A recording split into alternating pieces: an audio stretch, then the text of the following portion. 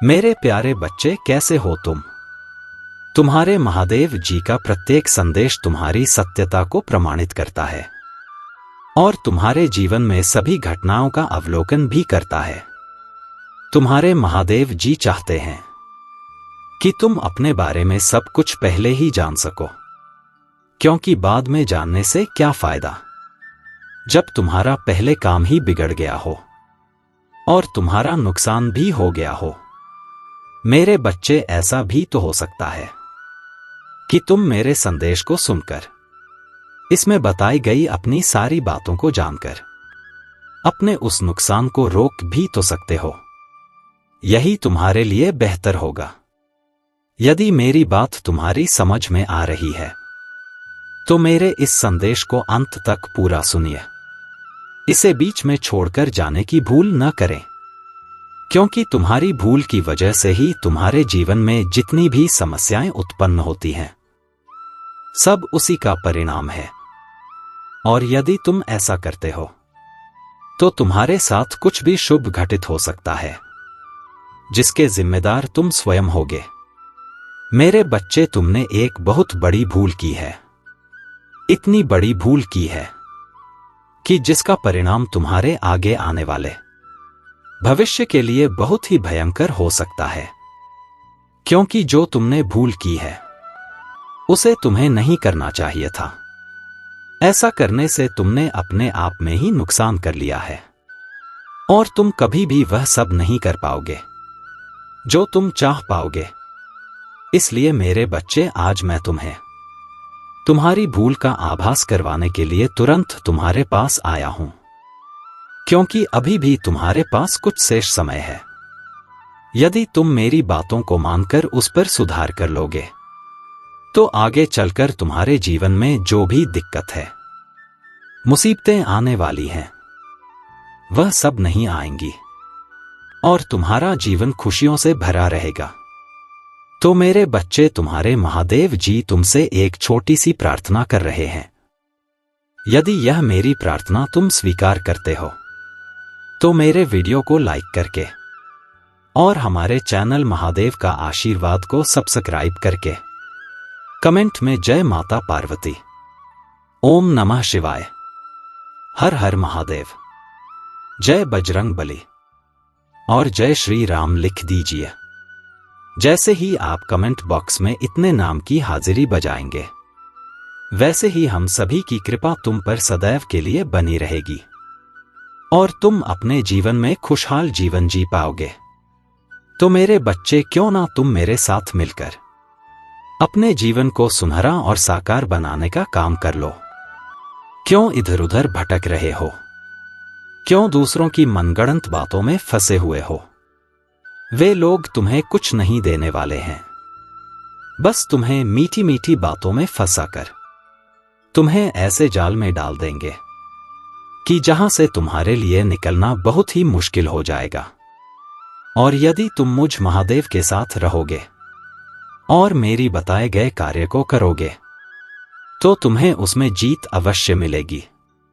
तुम कभी भी हार नहीं सकते हो, सदैव जीतने के अलावा, क्योंकि महादेव जी जो भी करते हैं वह सत्य करते हैं और जिसके लिए भी करते हैं वह बहुत ज्यादा करते हैं।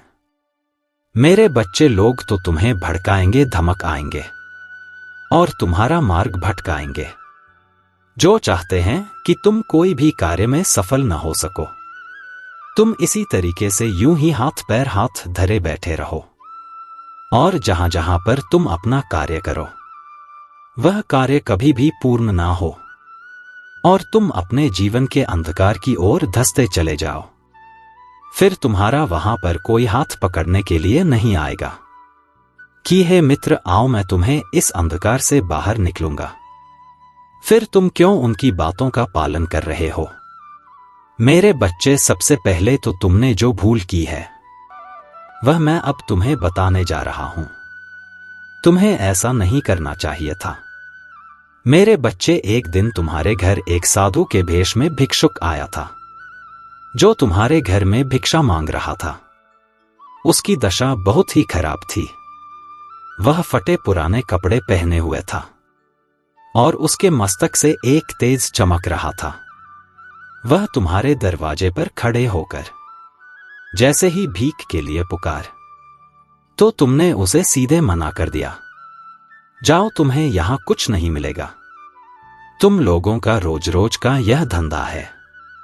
मैं कहां से रोज रोज लाकर तुम्हें दे सकता हूं। ऐसा कहते ही वह साधु तुमसे नाराज भी नहीं हुआ और वह तुम्हारे द्वार से अगले द्वारा के लिए प्रस्थान कर गया। परंतु मेरे बच्चे, तुम समझ नहीं पाए। मैंने तुम्हारे घर उसे एक देवदूत के रूप में भेजा था। वह मेरा ही देवदूत था। मैंने ही उसे तुम्हारे घर भेजा था तुम्हारी परीक्षा लेने के लिए, कि जिस प्रकार से तुम मुझसे मन्नतें करके मांग रहे हो, ठीक उसी प्रकार से तुम्हारे हृदय में उतनी दया और करुणा है या नहीं कि तुम दूसरे का भला कर सको। परंतु मेरे बच्चे, तुम में तो ऐसा कुछ मुझे दिखाई नहीं दिया है, क्योंकि तुम तो अपना ही भला चाहते हो। तुम ईश्वर से प्रार्थना करते हो कि हे ईश्वर, मेरा आने वाला समय बेहतर हो, मेरा कारोबार अच्छा चले, मेरा परिवार अच्छा चल, मुझे अच्छी रकम प्राप्त हो और मैं सदैव मालामाल रहूं। परंतु मेरे बच्चे, कभी तुमने दूसरों के बारे में सोचा है जो कुछ भी करने के योग्य नहीं है? वह मेहनत मजदूरी कुछ भी नहीं कर सकते हैं, क्योंकि वह किसी न किसी मजबूरी में फंसे हुए हैं। किंतु मेरे बच्चे, तुम तो कर सकते हो ना। और तुमने जो मुझसे मांगा है उसे मैंने यदि तुम्हें दे दिया तो तुम्हारे पास और भी बहुत कुछ हो जाएगा, जिस वजह से तुम बहुत धनवान और अमीर हो जाओगे। फिर लोग तुमसे मदद मांगने के लिए आएंगे तो तुम उन्हें सीधे मना कर दोगे, उन पर दया भी नहीं दिखाओगे। यह सब तुम्हारे अहंकार का परिणाम है। मेरे बच्चे, तुम्हें कभी भी अपने आप को महान और सर्वश्रेष्ठ नहीं समझना चाहिए। मैं मानता हूं कि तुम मेरे प्रिय भक्त हो, परंतु मेरे बच्चे, मेरे भक्त को कभी अहंकार नहीं होना चाहिए। जिस दिन उसे अहंकार हो गया, उस दिन मैं उससे दूर चला जाऊंगा। मैं उसके पास कभी भी नहीं आऊंगा। यह मेरा अटल फैसला रहता है और तुम इन बातों को समझ नहीं पा रहे हो। यदि तुम उसे भिक्षुक को मात्र थोड़ी सी ही भीख दे देते तो मैं प्रसन्न हो जाता और तुम परीक्षा में सफल भी हो जाते, लेकिन तुमने ऐसा नहीं किया। इसीलिए मैं तुमसे बहुत ज्यादा क्रोधित हूं। मैं यह सोच रहा हूं कि तुम मेरे भक्त तो बहुत बड़े हो, परंतु मैं तुम्हें अपने आप से कैसे वंचित करूं, यही मैं सोच रहा था। तभी मेरे मन में विचार आया कि मैं जाकर एक बार तुमसे बात करता हूं और फिर यदि तुम्हारी समझ में आ जाता है तो ठीक है, नहीं आता है तो आगे तुम्हारी इच्छा, जैसा कर्म करोगे वैसा ही तुम्हें भोगना पड़ेगा। मेरे बच्चे, अगर तुम्हें अपने महादेव जी की शक्ति और दया पर विश्वास है तो हाँ टाइप करें। हाँ टाइप करें कि महादेव जी ने जो भी मेरे जीवन का सत्य निकला है वह 100 में से 101% सत्य है। उसमें एक एक बताई गई बातें सत्य हैं। कहीं भी कुछ असत्य नहीं मुझे दिखाई दिया है। लेकिन मैं क्या करूं, मेरी समझ में उस समय नहीं आ रहा था कि मैं क्या करूं, क्योंकि मैं थोड़ा पारिवारिक उलझनों से घिरा हुआ था। पारिवारिक लड़ाई से मैं बहुत परेशान था। उसी समय पर वह भिक्षुक भीख मांगने के लिए आया था, इसीलिए मेरे मुख से बुरा भला निकल गया और मैंने उसे अपने द्वारा से वापस लौटा दिया। हे महादेव, अब मैं आगे से कभी भी ऐसा नहीं करूंगा। आगे कभी भी कोई व्यक्ति मेरे द्वारा पर आएगा तो मैं उसे भूखा और खाली हाथ नहीं लौटने दूंगा। मैं उसकी झोली अवश्य भर दूंगा। उसके लिए मुझे क्षमा कर दीजिए। महादेव जी, मैं आपसे बार बार क्षमा प्रार्थना कर रहा हूं। मुझे विश्वास है कि मेरे महादेव जी मुझे क्षमा कर देंगे। इसके लिए मुझे चाहे जो भी करना पड़ जाए। प्रभु, मुझे जो चाहो वह दंड तुम दे सकते हो। वह मुझे स्वीकार है, परंतु मुझे छोड़कर यूं ना जाओ, क्योंकि मैं तुम्हारे बिना नहीं रह सकता हूं। जब तक आप मेरे साथ रहते हैं मुझे बहुत अच्छा लगता है और मैं बहुत प्रसन्न रहता हूं। जिस दिन आप मेरा साथ छोड़ जाएंगे उस दिन से तो मैं एक लाश बन जाऊंगा और मेरे जीवन का मतलब ही क्या रह जाएगा। हे प्रभु, उससे पहले मुझे मेरी मृत्यु को ही दे देना। मैं जीना नहीं चाहता हूं, मैं मर जाना चाहता हूं, क्योंकि मैंने बहुत बड़ा पाप किया है। मुझसे बहुत बड़ी भूल हो गई है।